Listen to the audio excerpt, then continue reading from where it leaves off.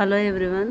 ఈరోజు అందరికీ ఇష్టమైన పప్పు పొంగలి, అదే కట్టి పొంగల్ అండి. తిరుపతిలో బాగా ఫేమస్ అయిన పప్పు పొంగల్ చేద్దాం. ముందుగా ఒక గ్లాసు పెసరపప్పుకి ఒక గ్లాసు బియ్యం తీసుకోవాలి. ఏ గ్లాస్తో అయితే బియ్యం పెసరపప్పు తీసుకుంటున్నామో అదే గ్లాసు నీళ్ళు కూడా యాడ్ చేసుకోవాలి. ఒక గ్లాసు పెసరపప్పు బియ్యానికి 3 గ్లాసులు నీళ్లు తీసుకోవాలి. దాని తర్వాత కుక్కర్ ఆన్ చేసుకొని 4-5 విజిల్స్ వచ్చిన తర్వాత రైస్ ఇలా ఉడుకుతుంది, స్టీమ్ అవుతుంది.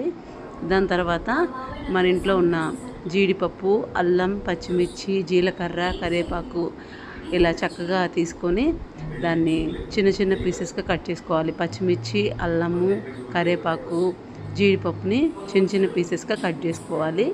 కట్ చేసుకున్న తర్వాత దీంట్లో మెయిన్ ఇంగ్రీడియంట్ ఇంగువ అండి. ఇంగువ వేయడం వల్ల బాగా టేస్ట్ వస్తుంది. ఈ పప్పు పొంగల్కి ఇంగువే మెయిన్. దాని తర్వాత ప్యాన్ పెట్టుకొని గీ యాడ్ చేసుకోవాలి. దీంట్లో గీ ఇంపార్టెంట్.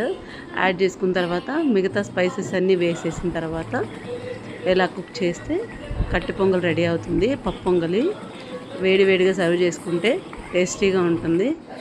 లాస్ట్లో గీ యాడ్ చేసుకుంటే ఇంకా బాగుంటుంది. Thank you so much.